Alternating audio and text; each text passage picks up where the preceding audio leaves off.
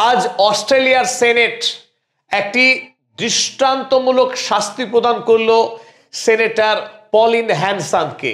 Pauline Hanson অস্ট্রেলিয়ার অতি দক্ষিণপন্থী একজন তীব্র মুসলিম বিদ্বেষী রাজনীতিবিদ। এই রাজনীতিবিদ গতকাল অস্ট্রেলিয়ার সেনেটে ইসলাম ধর্মকে অপমান করার লক্ষ্য নিয়ে ইসলাম ধর্মের নারীদের পরিধেয় বুরকাকে অসম্মান করার লক্ষ্য নিয়ে তিনি সেনেটে প্রবেশ করেন স্বয়ং বোরকা পরে। আপনারা দেখুন এই ছবিতে, এখানে এই ছবির দিকে তাকালে আপনাদের মনে হবে এখানে কোনো একজন ধর্মপ্রাণ মুসলিম নারী দাঁড়িয়ে আছেন, কিন্তু এই ঘোমটার আড়ালে, পর্দার আড়ালে যিনি দাঁড়িয়ে আছেন তিনি হলেন এই নারী। এটি আর এক দৃশ্য।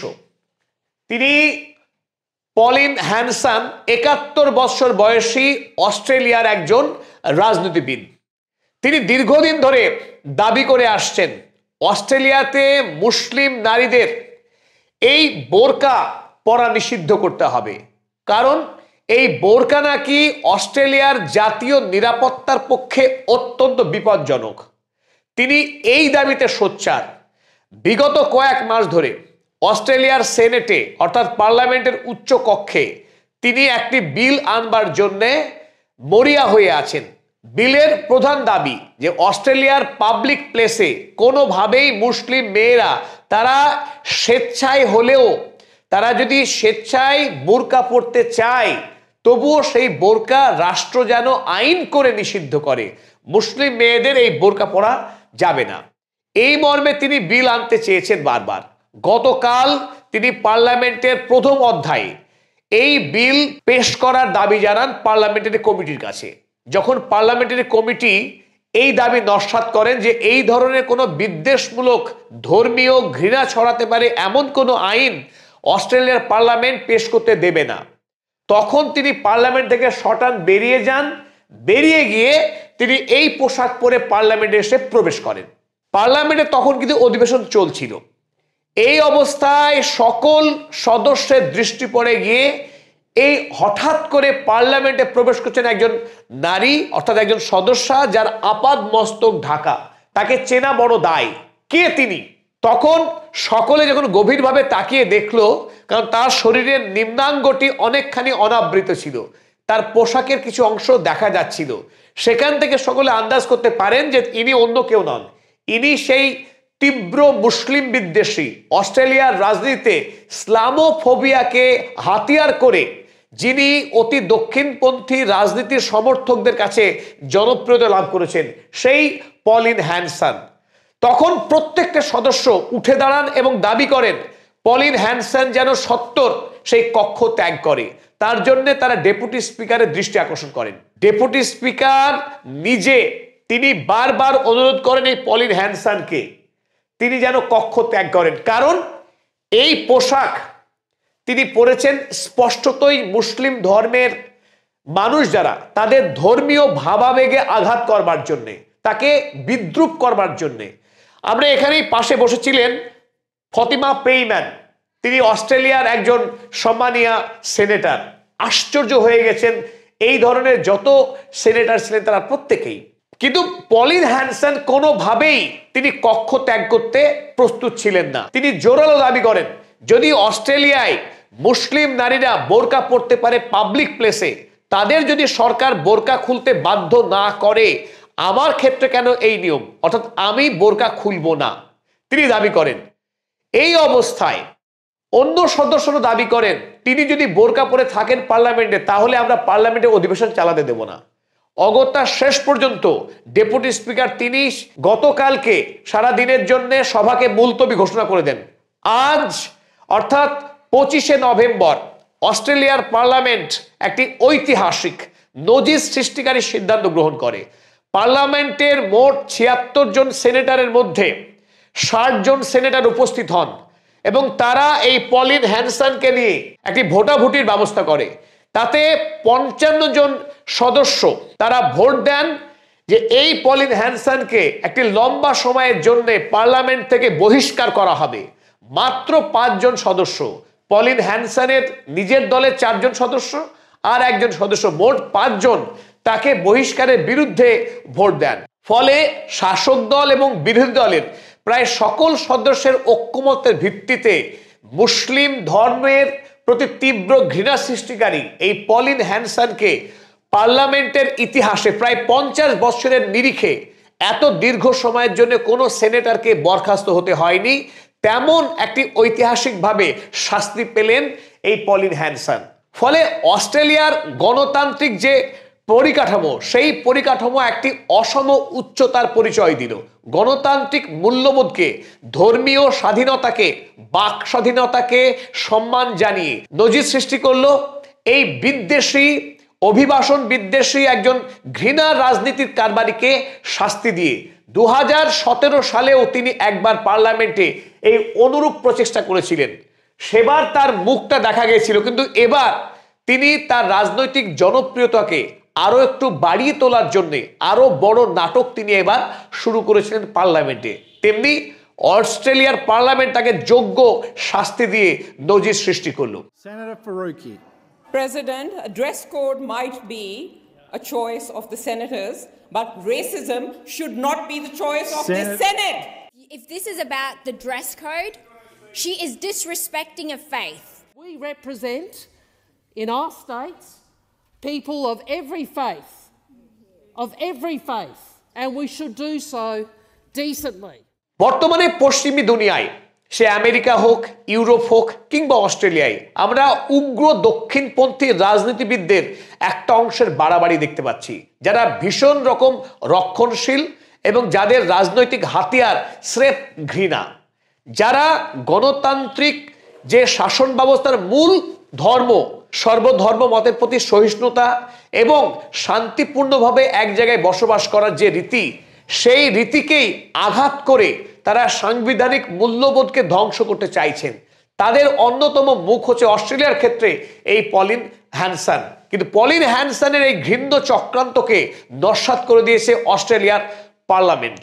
সুতরাং আমরা গোটা পশ্চিমী দুনিয়ার ক্ষেত্রে আজকের অস্ট্রেলিয়া পার্লামেন্টের যে সিদ্ধান্ত, সেই সিদ্ধান্ত গণতন্ত্রকে অনেকখানি মহিমান্বিত করলো এবং আগামী দিনে পশ্চিমী দুনিয়ার প্রতিটি দেশের ক্ষেত্রে এই ঘটনা একটি নজির হয়ে থাকবে বলে আমাদের দৃঢ় বিশ্বাস। তবে আমরা পলিন হ্যানসনের মতো যারা বিকৃত রাজনীতিবিদ, তাদের যে রাজনৈতিক জীবন, সেটাকে বোঝা খুব দরকার। কিভাবে পশ্চিমী দুনিয়ায় তারা ঘৃণাকে পুঁজি করে রাজনীতি করেন, যেখানে শিক্ষা এবং অর্থনৈতিক বিকাশ হয়েছে, যেখানে মানুষ উন্নততর জীবনযাপন করে, সেখানেও মানুষের মনের মধ্যে জমে থাকা যে হিংসা এবং ঘৃণা, তাকে কিভাবে ছড়িয়ে দিয়ে রাজনৈতিক জনপ্রিয়তা পাওয়া যায়, তার অনন্য দৃষ্টান্ত হচ্ছেন এই পলিন হ্যানসন। 1996 সালে প্রথমবারের মতো লিবারেল পার্টির হয়ে তিনি ভোটে লড়েছিলেন। এই ভোটে জয়ী হতে প্রথমেই তিনি ঘৃণাকে হাতিয়ার করেছিলেন। অস্ট্রেলিয়ার যে আদিম জনগোষ্ঠী, যেটাকে অ্যাবরিজিনাল বলা হয়, সেই অ্যাবরিজিনাল মানুষদের প্রতি তিনি তীব্র ঘৃণা দিয়ে শুরু করেন তার ভোট প্রচার। তিনি বলেন এই গোষ্ঠীকে সরকারিভাবে যে কিঞ্চিত অর্থনৈতিক সাহায্য দেওয়া হয়, সেই সাহায্য দেওয়া নাকি রেসিজম। অস্ট্রেলিয়ার সরকার কোনোভাবেই ওই মানুষদেরকে সাহায্য দিতে পারে না, তিনি দাবি করেন। অথচ আমরা সকলেই জানি অস্ট্রেলিয়ার যারা আদিম জনগোষ্ঠী, তাদেরকে মেরে, তাদেরকে খুন করে, বরং ইউরোপ এবং আমেরিকা থেকে এসে মানুষ সেখানে সেটেলমেন্ট তৈরি করেছে, সেই মানুষদের বাঁচার নাকি কোনো অধিকারই নেই।